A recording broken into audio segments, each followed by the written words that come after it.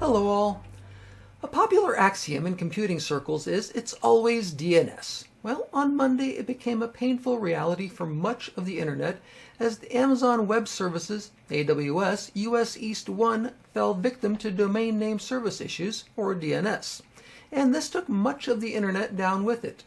Admins and consumers woke to the internet chaos due to the sheer mass of sites that are hosted or route through the affected AWS infrastructure. It took until quite late in the day before any semblance of normalcy resumed, costing organizations billions in lost revenue and mitigation actions. Thankfully, service was mostly restored the next day. This email and video commentary is from the RedDotSecurity.news website, which contains a plethora of links to other items that aren't mentioned here and are worth skimming to see if they interest you or pertain to your particular environment or of those you support. There's a lot more than what's provided here in the opening comments. So, on to our headline news. Amazon DNS problem was discussed a moment ago. We've got several links in our other news events of note and interest section that go into more detail about this massive AWS event from earlier in the week. Chrome V8 JavaScript engine vulnerability found again, necessitating another Google Chrome browser update. At this point, it looks like Chrome updates to fix defects will continue to be a regular occurrence happening several times per month. I'd advise restarting your Chromium-based browsers at least once per week to ensure yours is up to date.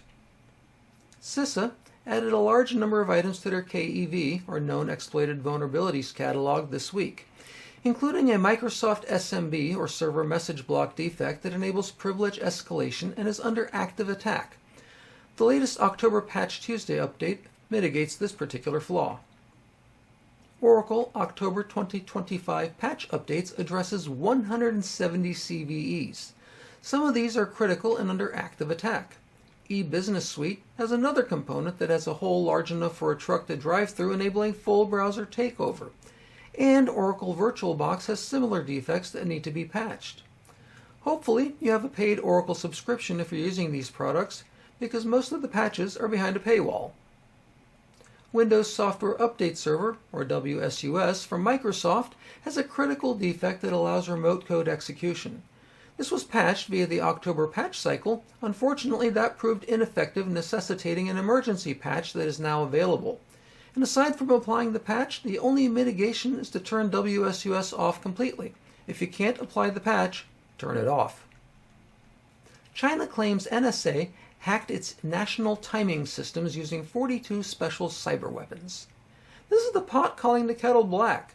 I find it almost funny that the Middle Kingdom is acting with righteous indignation that the United States is spying on them.